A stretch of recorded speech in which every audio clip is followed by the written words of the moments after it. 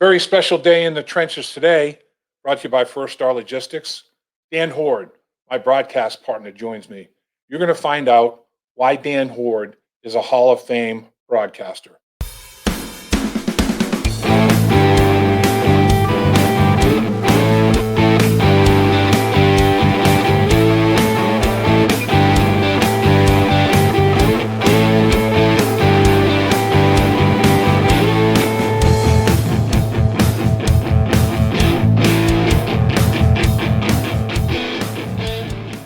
Welcome in once again to the beautiful First Star Logistics studios.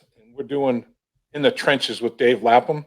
And in the trenches today, my broadcast partner extraordinaire, the one and only Dan Hoard. What's happening, Dan? Lab, this is going to be very odd with you asking me the questions instead of the other way around, but we'll see if we can get it done.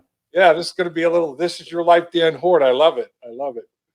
So let's go back to your high school days. I know you played sports in high school. Give us a little bit of a background on your athletic prowess. Prowess is the wrong word, unfortunately, but I played everything at some point in my school days. My best sport was probably cross country, believe it or not. I'm still a runner, just in order to be able to eat and drink what I like to eat and drink, right, without gaining too much weight. But cross country was probably my best. I played basketball. I ran track. I was on the golf team for a while. Football very early in my school days. I learned to give that up pretty quickly in favor of running. So I played them all, and I got something out of playing everything. Learning the rules, being a member of the team, experiencing the highs and lows, dealing with adversity. So as you know, I've got a 15-year-old son, and I always stress to him the importance of being a member of a team and specifically playing team sports, because I do think it adds so much value to your life and teaches you so many important lessons. And that was at, let's make sure I'm right here, Southwestern Central School over in Jamestown, New York. That's correct. The mighty Trojans, Southwestern Central High School, a suburb of Jamestown, New York. So Southwestern's about 5 minutes outside of Jamestown. So I know early on in your life, you knew you wanted to be a broadcaster. I mean, you probably held broadcasters in equal regard to athletes, didn't you, growing up? Even above them. I mean, I guess my biggest childhood hero was O.J. Simpson, since I grew up a little bit south of Buffalo. Right. That one didn't turn out so well, unfortunately. But just a tiny notch below O.J. was his broadcaster, Van Miller, the legendary 40-year voice of the Buffalo Bills. And when I was growing up in that area, we got Buffalo TV stations, and you could hear the Buffalo radio stations. Van Miller was everywhere. So in addition to doing the Bills, he did the old Buffalo Braves when they existed in the NBA in the 1970s. He was on the 6 and 11 o'clock news. He hosted a weekend quiz bowl show. I mean, you could not turn on the TV or the radio without hearing or seeing Van Miller, and that made a huge impact on me. So when young Dan Hoard was watching the Buffalo Bills, did you have a cassette recorder practicing play-by-play? I did. So when I was about 12 or 13 years old, I was simultaneously the voice of the Buffalo Bills, the Buffalo Sabres, the Buffalo Braves, and the New York Mets. So I would turn the sound down on the TV and broadcast into a cassette recorder all of those sports almost all of the time. I mean, I didn't do 162 Mets games, but I probably did half of them. Really? Did the Bills, did the Sabres, etc. So there I was, black and white TV in my bedroom, grinding away, trying to get better. I know you were on your high school debate team too, as well as you were class president. So, I mean, what did the high school debate team do for you in preparation for your profession? Tremendous experience in speaking publicly. So you are speaking in front of judges. So it's very similar to have a speaking engagement. But the debate club also really forces you to think on your toes, because you don't know going into a high school debate if you are going to argue the pro side or the con side. So you have to be prepared for either. You know the topic in advance, but then you find out, moments before the competition begins, whether you're going to argue for or against. And it's a great skill set to have. It really is, particularly now with things like talk radio, where you're debating topics and you kind of have to have an opinion on everything. Yep. It's really good preparation for that. The old hot take. Everybody has to have a hot take these days, right? So now you matriculate to to the Cuse. You go to Syracuse University, the Newhouse School of Communications. Both of us were fortunate enough to experience that. Did you have consider anywhere else, or were you like, I'm Newhouse bound and that's it? I did consider Northwestern and Ithaca, which also have good communication schools. And Ithaca is also in New York State, so I could get some state aid financially. But when I was in high school, I was in a bookstore in the mall, the old Walden Books, back when there was one of those in every mall. And I'm in the section of sports books where I lived, basically. And I found Marv Albert's autobiography. The title was Yes, with about 7 S's. And when Marv said in his book that he went to Syracuse, I thought, well, he's a prominent sportscaster. If he went to Syracuse, that must be good enough for me. So that's really where it started. And then I did some more research and I saw this laundry list of great broadcasters, sportscasters in particular, that had gone through Syracuse. So then I figured, well, gosh, this is in my state. I can get some state aid. This seems to be a great place to study this craft. And it's the best decision I ever made. I have no idea how my life would have turned out if I didn't go to Syracuse, but it obviously led into getting into this profession. I met my wife there as well. So like I said, it's the best decision I ever made. Yeah, profound decision. There's no doubt. While you're at Syracuse, you were classmates with Mike Tirico, another, great broadcaster, obviously. And who else did you matriculate with at the Cuse? It was a who's who. It was an amazing stretch of 4 years for the prominent sports broadcasters that have gone through Syracuse. So just in my years, Greg Papa, who's now the voice of the San Francisco 49ers, but he is the biggest sportscaster in the San Francisco market. At some point, he's done the Raiders, the 49ers, the Giants, the Warriors. I mean, he's basically done every team in the Bay Area at some point in his broadcasting career. Sean McDonough from ESPN and ABC was kind of my mentor at Syracuse. He was a year ahead of me and really took me under his wing. You mentioned Mike Tirico, who was a couple of years behind me. Tony Caridi, who's been the voice of West Virginia sports for the last 25 years. Jim Jackson, who was my college roommate for a couple of years as the TV voice of the Philadelphia Flyers. Craig Minervini has been on TV in the Miami market forever, 20 plus years. Ian Eagle, obviously, is second on the totem pole at CBS. And really, that's just scratching the surface. It's unbelievable how many great sportscasters were there when I was a student. And I learned more from them than I did from any professor. The professors were good, but just being around kids that were that committed to getting into it and were so passionate about trying to learn the craft had a tremendous impact on me. So before you even graduate, you get a gig as the radio voice of the Syracuse Chiefs of the International League, or you were even a graduate of Syracuse University. Take us through that process. Yeah, so the timing was perfect. Sean McDonough preceded me as the radio voice of the AAA Syracuse Chiefs in the market. He got a job in Boston, so the job came open just as I was getting ready to graduate from Syracuse. So all of the Syracuse students went after this job for obvious reasons. I think Sean recommended me. I don't know that for a fact, but I think he did. And so I got hired to do AAA minor league baseball before I even graduated from college, which was an unbelievable break. I am forever indebted to the two people that hired me, the late, great Tex Simone, who was the general manager of the team at the time, and his son, John, who was his right-hand man. They gave me that opportunity at such an early age. So about a month before my graduation ceremony, there I was starting to do AAA baseball on a nightly basis.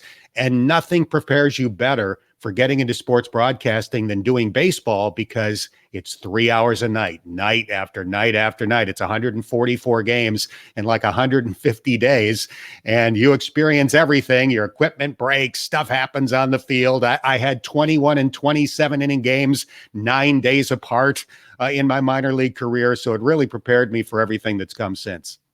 Then you transitioned in your career for just a little time to be like a sports anchor, sports director, of course, including here at WXIX-TV, Channel 19 in Cincinnati.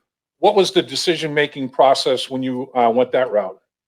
So as a Syracuse student, they have a student TV station, so you do get some practice in being a TV news anchor, TV sports anchor, if you elect to take those courses, and I did. So I had a little bit of college experience, but I had never done it professionally. But Mike Tirico before he graduated from Syracuse, was hired as the weekend sports anchor at the local CBS station. So that's how advanced he was. When the rest of us were going out on the weekends getting into trouble, Mike was going into a TV station and working Saturdays and Sundays and, other days during the course of the week too, as much as his schedule would allow. So when Mike graduated from Syracuse, he was so good that his TV station said, all right, now that you're no longer a student, we're going to promote you to the number one spot, and we'll take the number one guy and make him the weekend announcer. And, you wouldn't expect the number one guy to like that. And he didn't. So he left the TV station. That left the weekend job open. And Mike sold me to the news director. He said, this guy will be good. He's never done it before, but let him, figure it out on the run. He'll be fine. And really, with no ambition of getting into local TV sports, that's how it came about. They came after me. So I said, sure, I'll try it.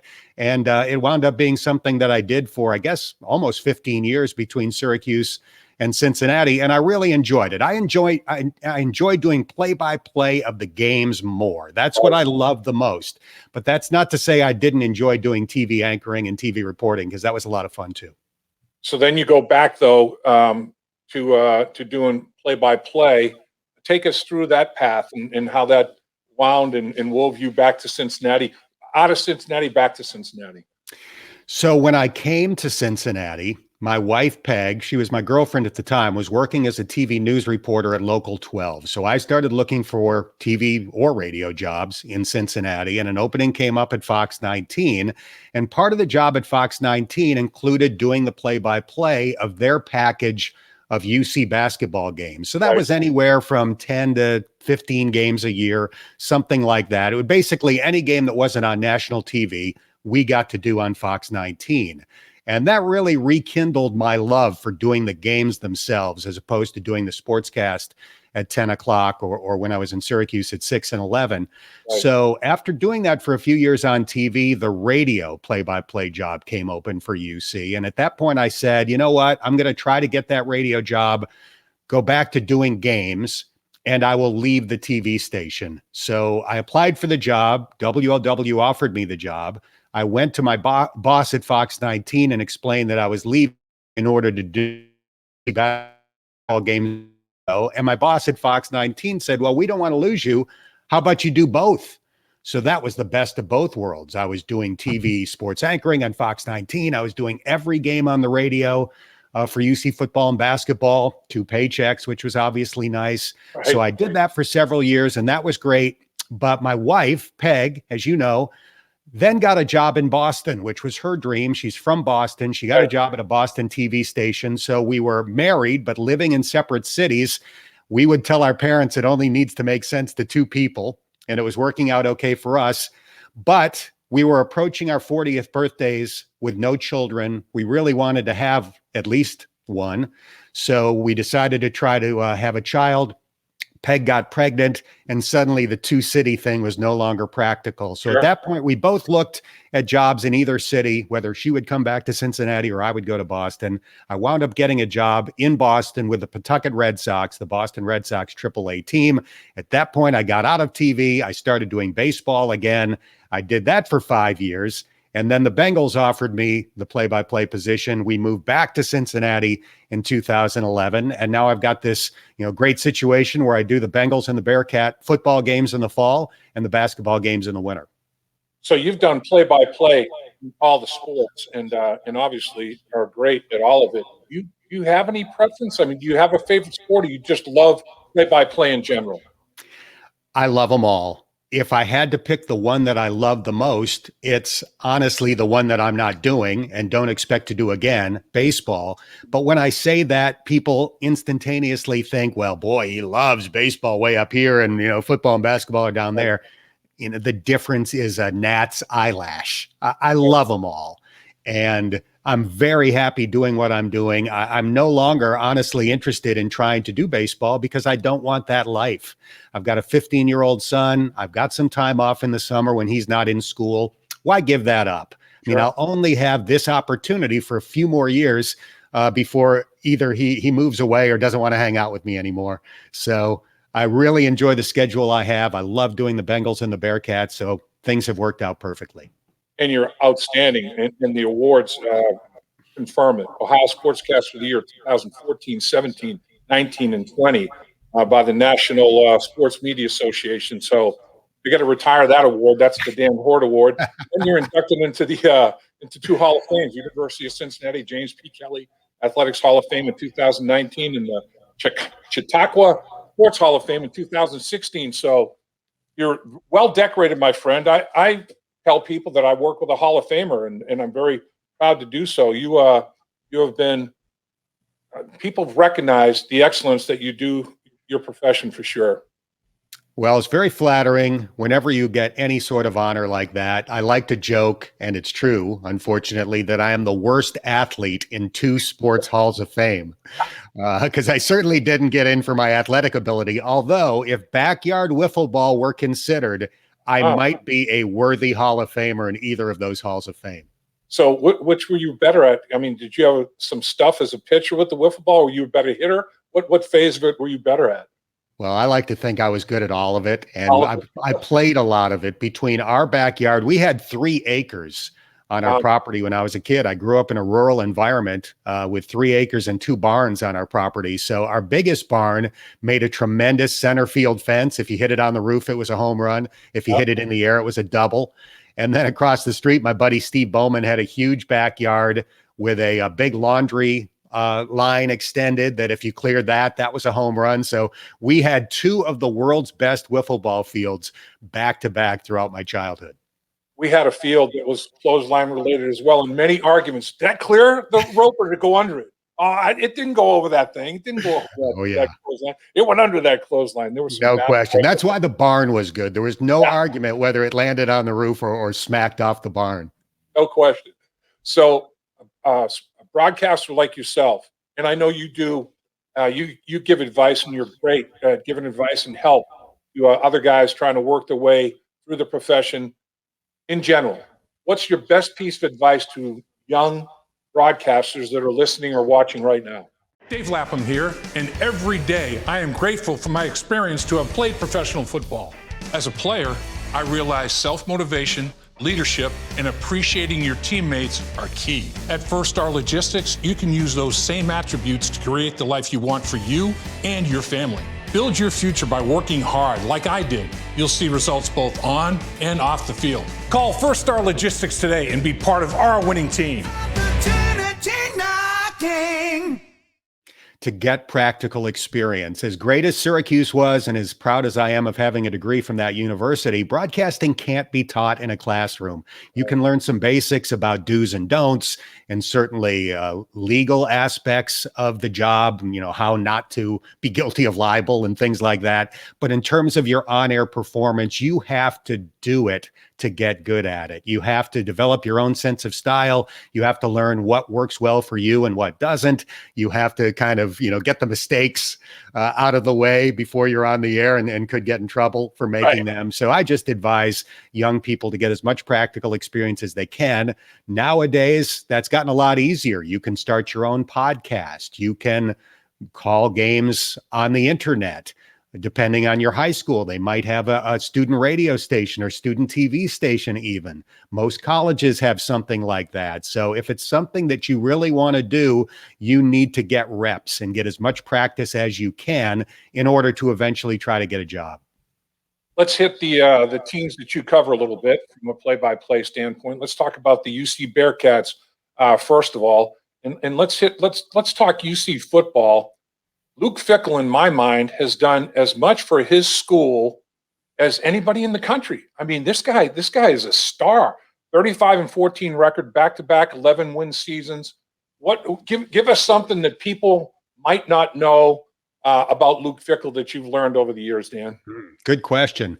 I think his status as one of the top high school wrestlers in Ohio history, a guy that could have been an Olympic wrestler, influences everything that he's done since. That toughness, that dedication to purpose, the effort required in order to be an athlete like that in that particular sport where it's mano a mano, toughness personified.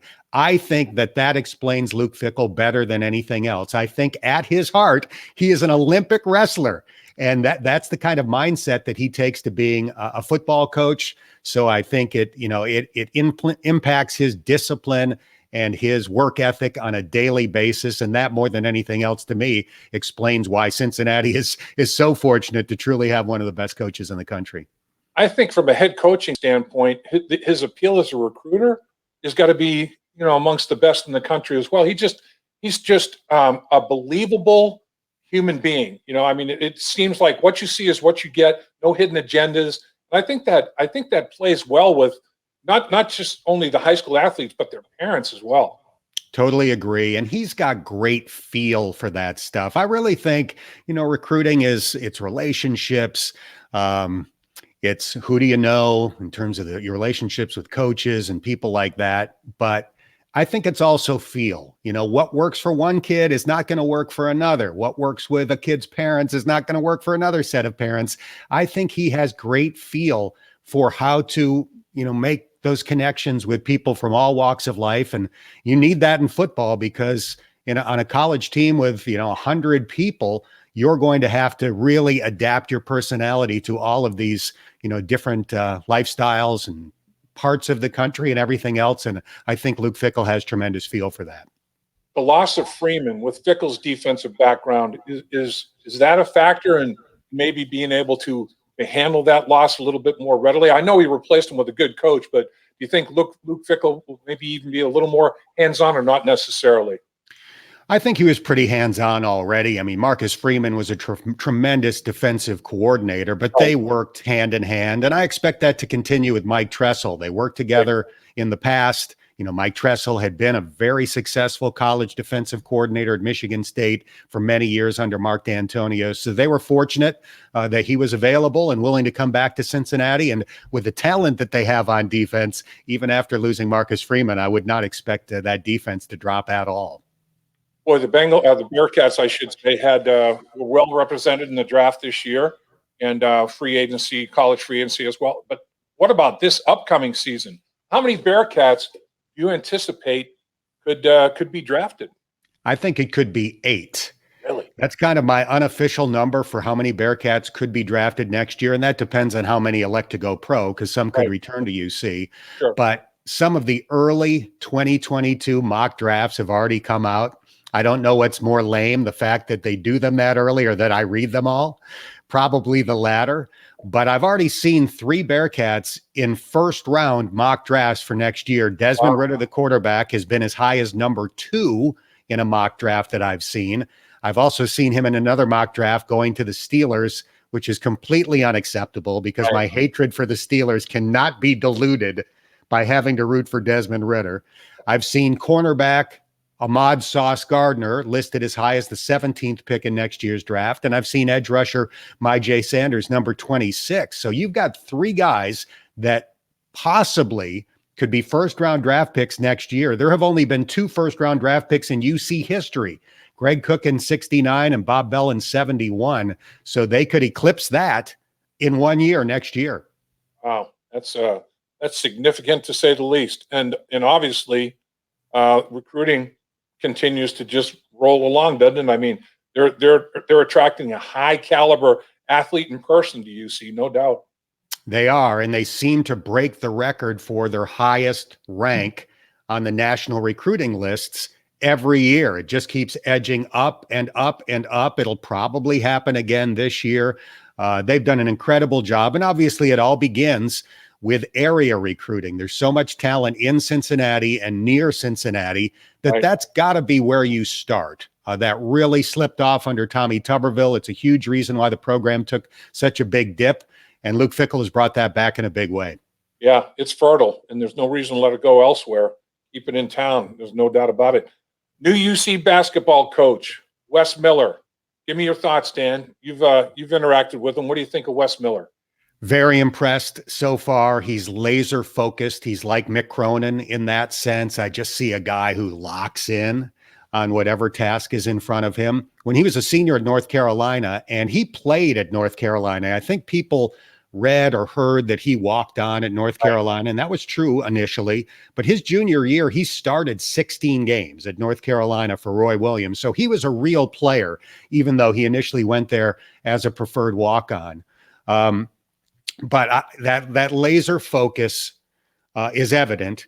And then I mentioned the fact that he played at North Carolina because when he was a senior, he wrote a book about his experiences, and I got the book at the library, so I've been reading about that. And it's really interesting to, read what he had to say at that stage of his life. So in his early 20s, playing for Coach Williams, what he learned from Coach Williams, what he learned from being part of such great teams, because he was on a national championship team at North Carolina. And I think all of those things have had a huge impact on why he's been so successful with 10 years of head coaching experience under his belt at the age of 38.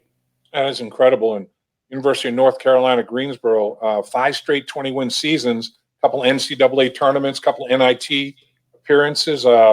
What I guess the biggest reaction that most people have, or the biggest comment that you've heard about Wes Miller amongst peers, athletes he's coached, what might that be?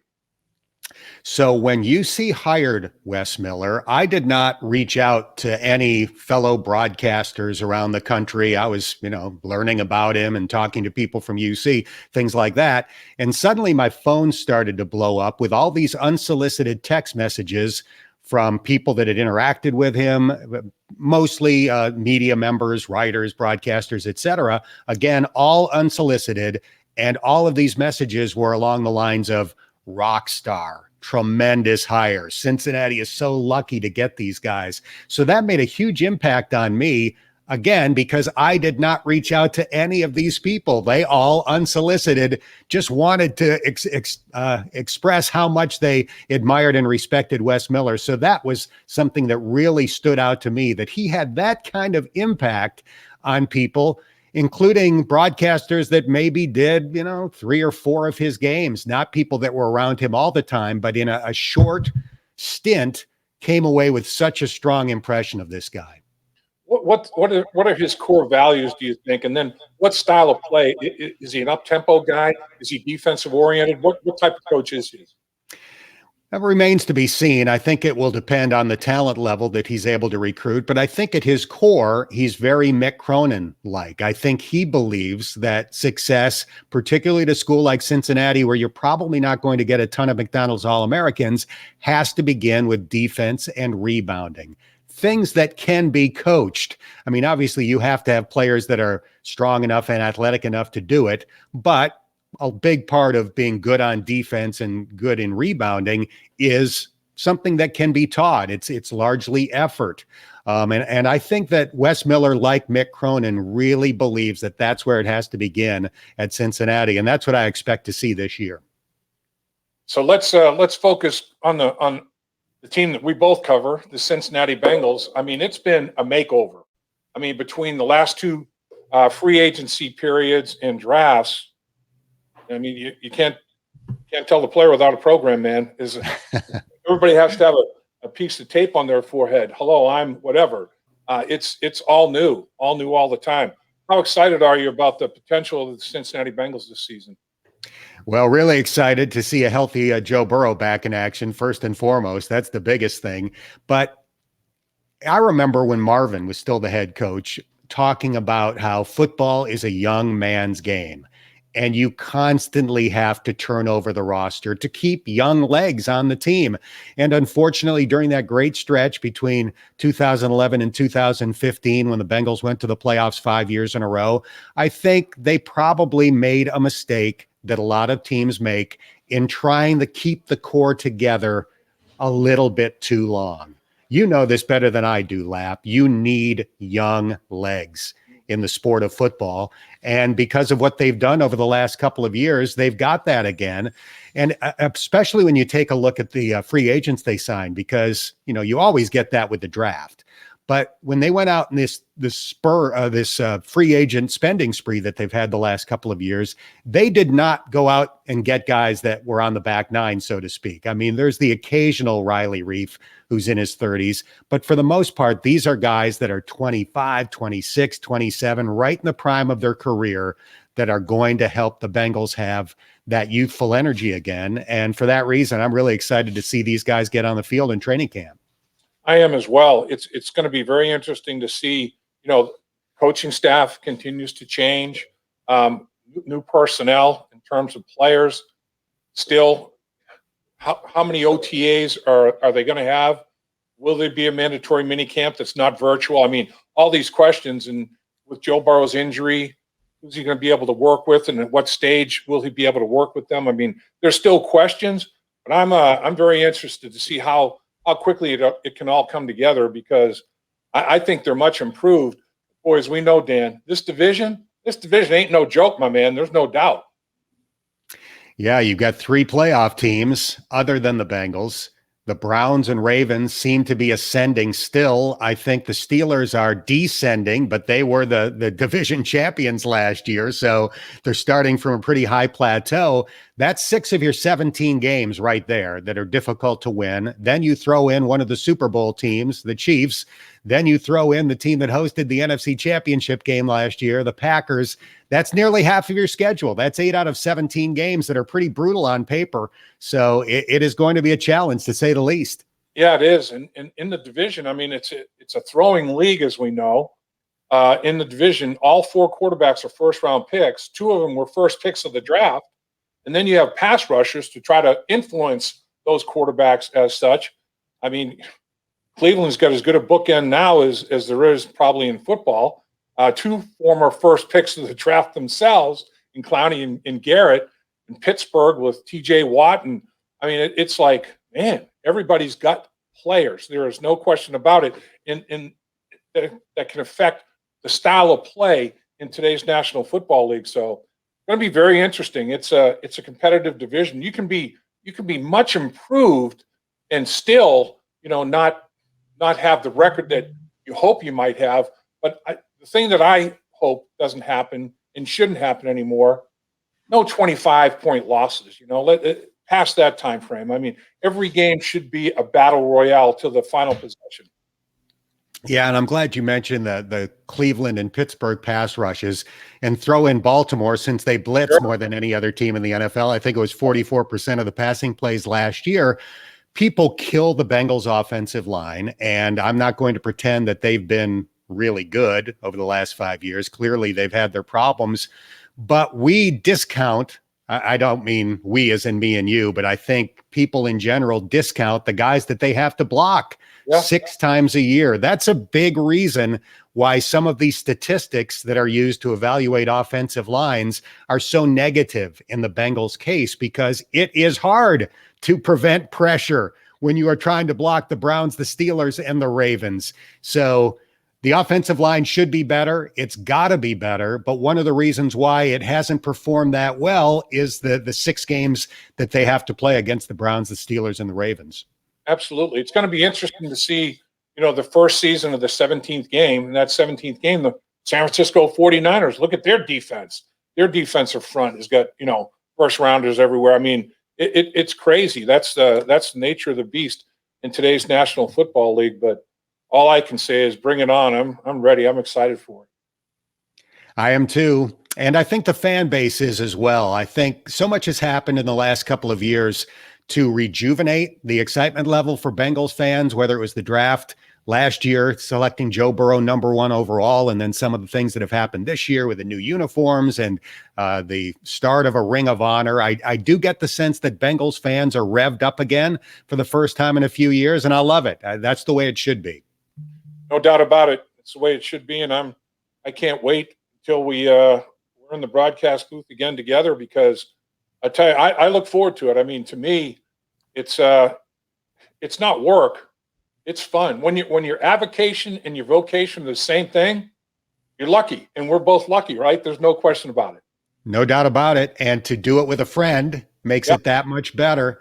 I tell people all the time, my dad was an upholsterer, and I worked for him one summer. And my job, along with another young college-age guy, was to remove car seats from the car so that then the upholstery could be taken off, upholstery would be fixed or replaced, put back on the seat. And then me and this other young kid had to put the car seat back in the car. Now picture a car seat. These things are super heavy and you are taking them out of a confined space. So you are hunched over, your back is killing you. I mean, it's absolute drudgery. And after doing that for a summer, I knew the way to go was to try to get into sports broadcasting where I could sit close to the 50-yard line, talk for 3 hours, and make a living. So thank heavens it's worked out. I hear you. I hear that, Coach. Yeah, those high school and summer jobs, blue collar, boy. Construction, moving furniture. Yeah, you appreciate the hard work that a lot of guys put in every day of their lives, and you feel fortunate when you don't have to kill yourself physically like that. I agree. 100,000%. Dan, sheer joy, big time pleasure. Thanks for the time. I know you're a busy guy, and you're going to go out and you got some golf coming up today. Tell us about the golf experience here. I do. This is going to be fun. So this weekend, there's a tournament at Clovernook Country Club in Cincinnati called the Clovernook Open. It's actually a 2-day event on Thursday and Friday. We're doing this on a Wednesday where there's a pro-am, and I'm playing with a young professional named Danny Geis, Guise, whose dad was my college roommate at Syracuse. So Danny is a great young professional golfer. He went to Wake Forest. He was on the team there for a couple of years. Now he's trying to make it to the PGA Tour. So he's in town this week to play in the Clovernook Open. Then on Monday, he will try to qualify for the U.S. Open. They've got a qualifier there at Makatiwa Country Club on Monday. So I'm going to try not to embarrass him in this pro-am, hopefully ride his coattails to victory. Well, hit them long and straight and drain a few long ones. I know you're capable. You're a hell of a golfer, Dan Hoard. I've seen it. I've witnessed it. You've seen me on some good days, but those days have been few and far between of late. I don't know what's happened to my game, Lap. I'm hoping I get it back today. It's going to be fun. Enjoy it. You deserve it. Thanks, buddy. Thanks for having me in the trenches. This was fun. Oh, I enjoyed it thoroughly. And I know everybody that partakes will enjoy it as well. You're the best. Appreciate you. And this podcast is awesome. I have really enjoyed going back and listening to the episodes. You're too modest to brag about it. You didn't even tell me you were doing a podcast. I discovered it on my own. So I've been trying to spread the word because these interviews you've been doing have been fantastic. Thanks, Dan. Coming from you, that means a ton. I appreciate you. You got it, buddy.